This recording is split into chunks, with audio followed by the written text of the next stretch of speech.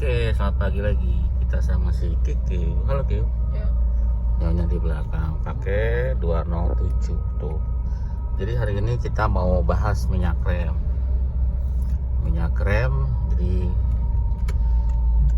karena ini nggak ada pertanyaan sih, kita bahas aja. Untuk waktu penggantian minyak rem biasanya di 2 tahun ya, nggak pakai kilometer kalau minyak rem. Di buku manualnya seperti itu. Jadi waktunya per 2 tahun itu harus ganti gitu ya. Karena kalau tidak ganti dia akan kondensasi ya dengan air. Jadi nanti kadar airnya akan naik lama-lama gitu. Yang diperbolehkan itu kadar airnya 5% gitu ya. Jadi kalau di bawah 5% itu masih bisa. Pertama itu ya, itu alat ukurnya ada. Alat ukurnya ada, kita punya juga ya. Jadi kalau nanti dicelupin ke minyak rem, nanti dia akan ngasih tanda lampu. Kalau yang merah itu artinya dia wajib harus ganti. Karena kadar airnya sudah tinggi gitu ya. Ada di video sebelumnya.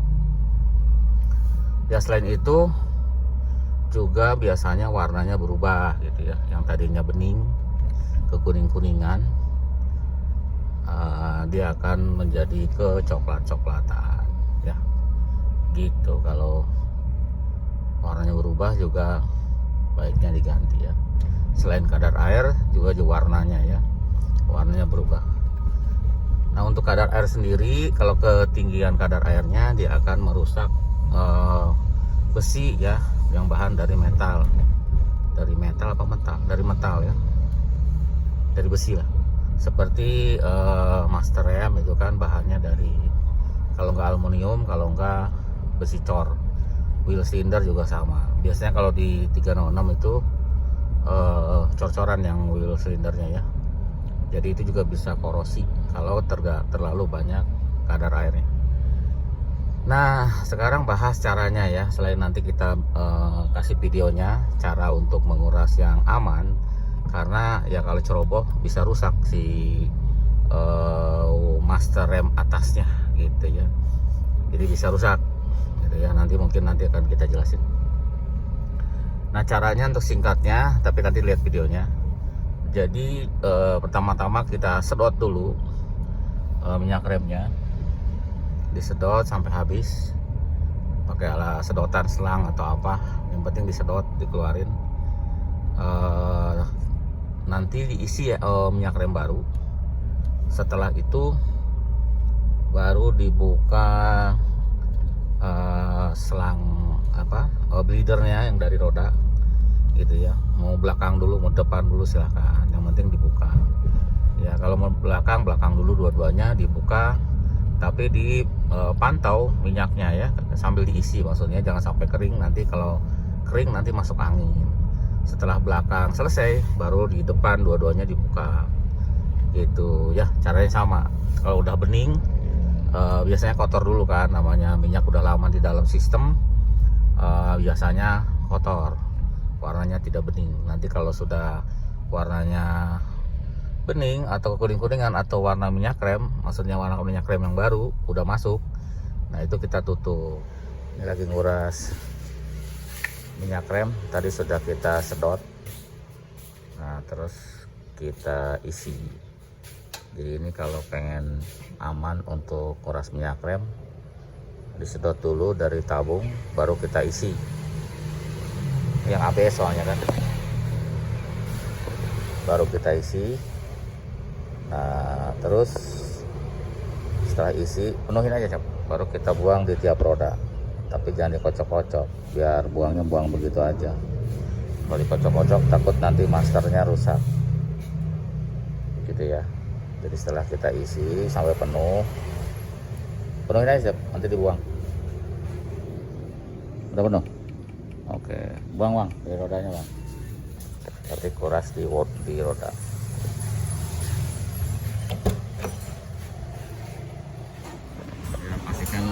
Remnya nggak apa-apa ya, kita coba dulu remnya kita coba dulu. tahun 25 ya, sudah ABS, sudah airbag, sudah Tiptronic. Oke, remnya normal tuh, remnya normal. Ya udah, kalau kayak gini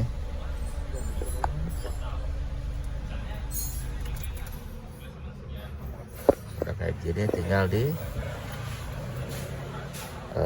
buang dari rodanya masing-masing ya, di depan sama di belakang itu dibuang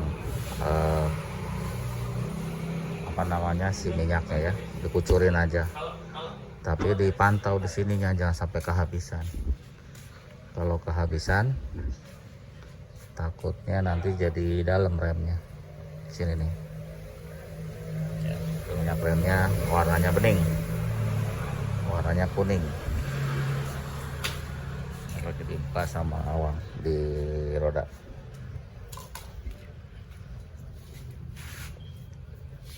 Dua-duanya aja bang, dibuka depan dulu, sorry belakang dulu dua-duanya, karena yang belakang kan lebih jauh posisinya, biar dia ngucur dulu dah. Yang belakang, yang depan belakangan,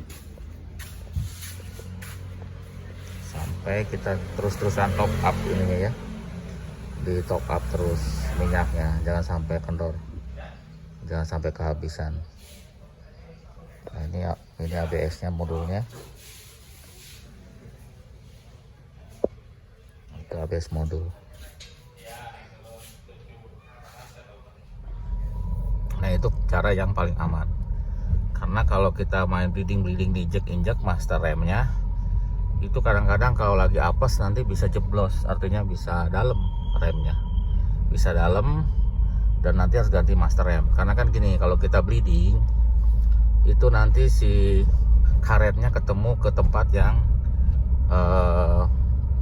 maksudnya yang baru ya, mungkin sudah yang tadinya kan jarak rem itu kan paling ya 2 cm 3 cm, nanti kalau di bleeding kan bisa ambles sampai dalam. Nah yang dalam itu kan tidak pernah dilewatin sama seal ya di master itu, makanya dia akan merusak seal itu sendiri, karena seal sendiri kan sudah tua, sudah lama kan, kecuali kalau master baru. Nah pas nanti makanya jadi bocor itunya, kompresinya, makanya jadi jeblos. Itu suka kejadian ya kalau lagi apes, tapi kalau nggak apes ya enggak. Oke, jadi seperti itu ya untuk rem yang minyak remnya. Sekarang bahasnya khusus di minyak rem. Nanti ada gejala-gejala tertentu, misalkan gini nih, mungkin ini tambahan sebelum videonya berakhir. Seperti kalau misalkan si remnya kok keras. Nah kalau keras itu kemungkinan dari booster rem ya, bagel itu keras dari booster rem, itu kemungkinan dari situ. Tapi kalau remnya kok jeblos itu bisa dari master rem. Tapi kalau yang ABS bisa dari ABS nya ya, dari modul ABS bisa. Itu pernah kejadian juga. Jadi antara dua itu ya, itu untuk gejala kalau rem. Atau kalau nggak pakem enak sih, tapi kok kurang pakem. Nah kalau kurang pakem bisa dari kampasnya ya, kampasnya sudah keras, itu bisa kurang pakem. Jadi kampasnya sudah mungkin mobilnya jarang pakai, waktunya sudah lama gitu ya, bertahun-tahun kampasnya nggak pernah ganti, lama-lama tuh kampas tuh keras. Nah kalau udah keras nanti nggak terlalu pakem gitu ya.